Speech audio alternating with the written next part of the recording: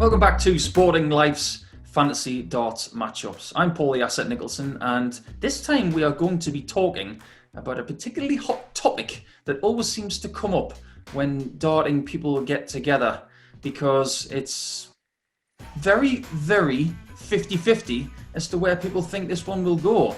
The year is 1995, so I'm taking you back a long time, 26 years.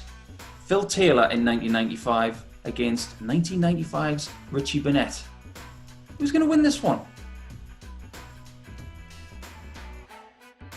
So for this fantasy darts matchup, we have to ask one question to start things off.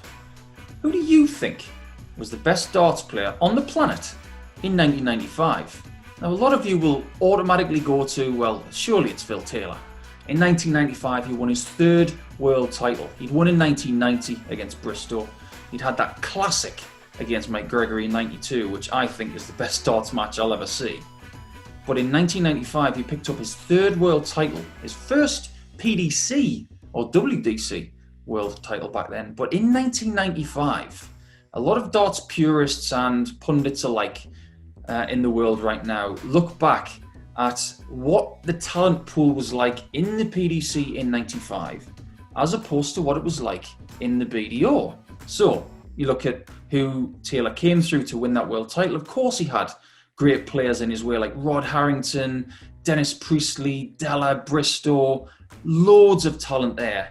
But if you look at who Richie Burnett was beating on a consistent basis in 1995 and throughout the mid-90s, there's a lot of us, including me, that believe that Richie Burnett, the Prince of Wales, was the best player on the planet at the time. Now, he did pick up the world title in that year, and he was famous for his celebration where he turned to the side and jumped forward.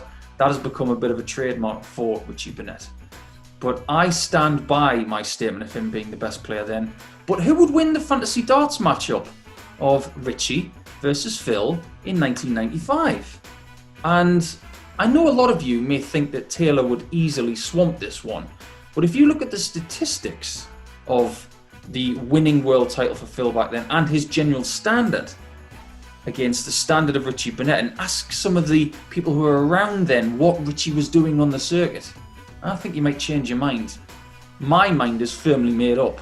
I think Richie Burnett wins that match, but I think he might win by 2 or 3 sets, depending on what format we go for. Richie Burnett for me on this one.